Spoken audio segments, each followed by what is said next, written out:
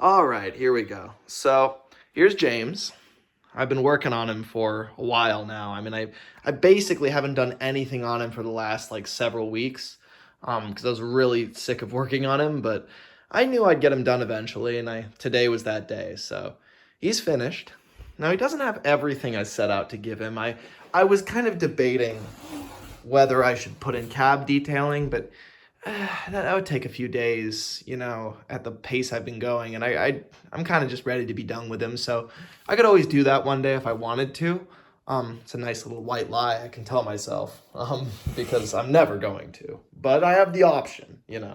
Other thing is I was thinking about making like a coal piece that slots into the tender, but it's not inaccurate to have the tender empty. I mean, that is a state that he can be in. And I mean, he's not going anywhere. He is a static model. But yeah, so here he is, totally finished. The last time you guys saw him, I think he was just sprayed red. I don't think he even had the black on him yet. So, he's a lot further along now. I mean, he's finished now. But yeah, I mean, I'll kind of show him to you in different lighting, different angles. And I gotta say, one of my favorite things about this model is just the expression. I love that he's got this kind of, like, you can just tell he's thinking about how splendid he looks, just kind of gazing off into the sky cheerfully. You can picture him kind of chuffing along the line with this expression. And I put, like, kind of gloss Mod Podge on just the eyes. And I didn't put any Mod Podge on the face to kind of give it that more, just kind of, I don't know, like skin texture, like it's not like glossy, but the eyes have some gloss to them, and they're not perfect. I mean, they've got some like imperfections because it's just clay that I meticulously shaped with like a piece of cardboard and a thumbtack, but it's, and a pencil mostly. I mostly sculpt my clay faces with a dull pencil, a sharp pencil, and a thumbtack. It's not code for anything. I just use a number 2 pencil, because it happens to be on my desk every time I carve things. You could have like, there's a lot of very specialized clay carving tools that you could purchase, and I'm sure a lot of people make great use of them, but I've never really bothered. And I gotta say, the way that these eyes kind of catch the light, like sometimes you see that kind of reflective nature, I think is really cool. And I think I got pretty close with the face. It's not like a cast or anything. It's just, I just sat down and I stared at an image of James for an hour or two, and I just carved out this expression, and I really like it. I think it captures him really well. The one thing that was a liberty here, I mean, I based this, if you don't look at the eyebrows, I based this off of like the season 5 James promo, I want to say, like one of those promos. So, it's a very iconic expression. But those eyebrows are more inspired by the CGI series, because I really I love James in the CGI series, period. But I do think his eyebrows are better. There's something about them, They're slightly, I don't know, older, I guess, that he doesn't look quite as young. And I think James would honestly detest that. But I like the fact that he's got the kind of thicker, kind of older eyebrows. I feel like they kind of augment like the crow's feet well. Like you can tell he like thinks he's a lot.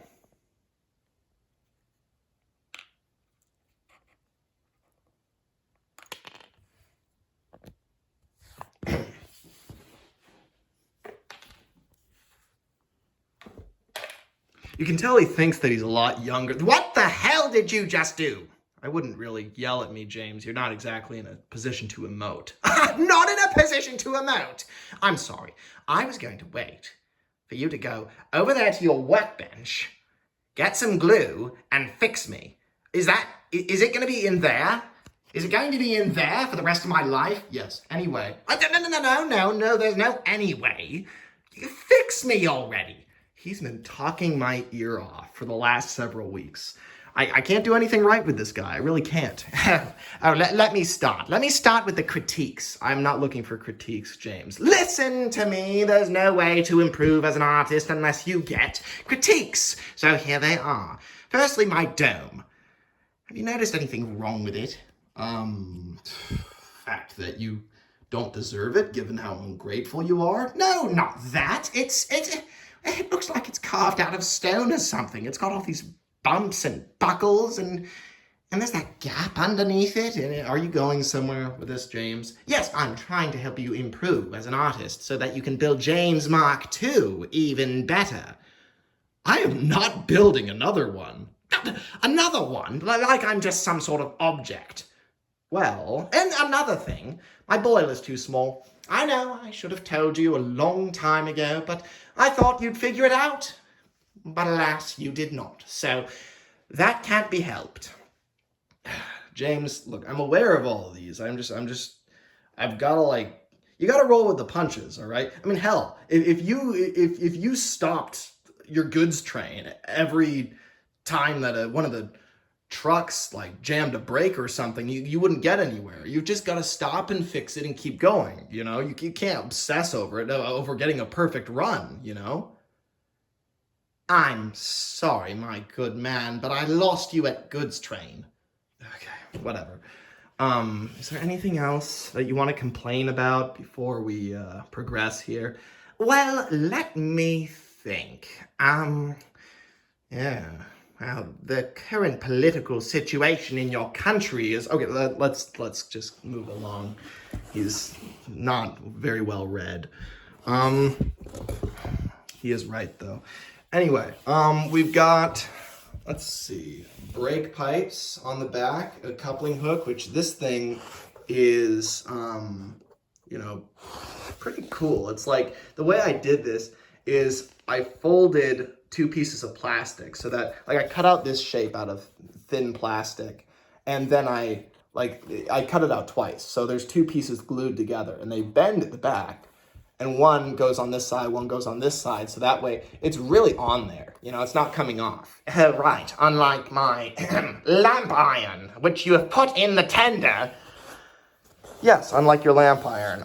There's also these axle boxes here. And you might notice, and I'm kind of jumping all over the place, you might notice that the wheels on James are all kind of 2D graphics. And that's because I didn't want to do anything here with 3D printing, mainly because I don't have a 3D printer here in California. Everything's all my more specialized tools are in Pennsylvania. So this was kind of an exercise in just making something simply with my old techniques. It ended up being very complicated anyway. But, I think that I did a pretty good job of making the kind of spokes stand out. I've kind of got this very harsh, almost Art Deco kind of white highlight on them, which, I could have been more subtle about it, but I think that does the trick. From a distance, you look at it and think the light is catching them. And, I didn't want to make the wheels gray. I've done that before. I've made the wheels gray and then made the kind of interior between the spokes black. And it just, I don't know, it doesn't quite do it for me. Dude, look at that. That's so cool. I know, aren't I? You just gave me a list of things that were wrong with you. No. I gave you a list of deficiencies in your skills. I am perfect. Okay, so that doesn't make sense, James. It's either they're both true or neither's true. Look, I didn't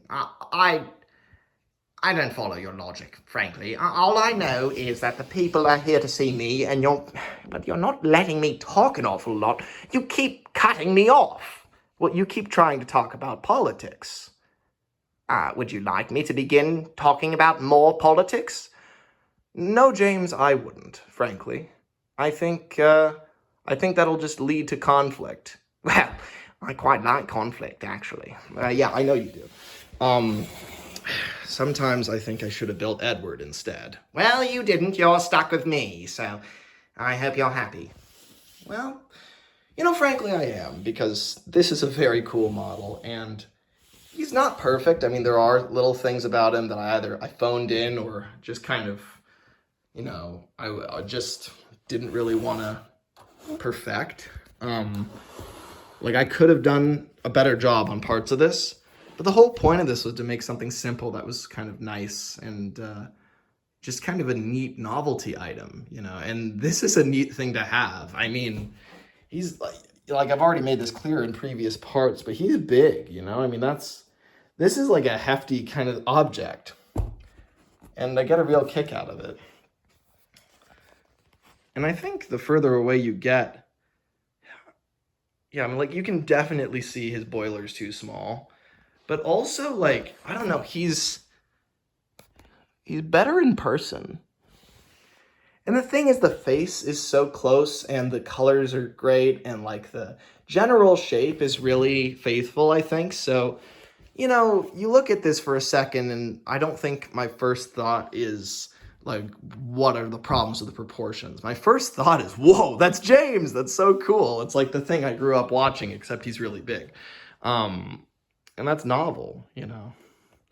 Also, let me just draw attention real quick to how, like, much of a difference it makes shooting something from a distance like this zoomed in versus, like in theory, like, he's taking up as much of the frame there, right, as he is there. But look at how different they look. That's more of an orthogonal view, where everything, the further away you get, right, the less different the relationship is between his front in the camera and his back in the camera. And so, you know, you look at him like this, his buffer is way bigger than his other buffer, you know? I mean, look at that, you know?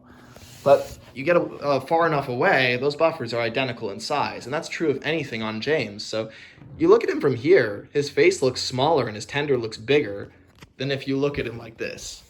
And I know that's really obvious and that's just how reality works, but I get a kick out of it, and that's me explaining to you why I'm constantly, like, backing up and zooming in and doing this, because you get a different view of these things when you shoot them from those angles. Pretty cool, right? Yes, yes, I know. I'm splendid. Now, where are you going to display me? On the mantelpiece? I'm thinking the freezer, on top of the freezer in the garage. What did you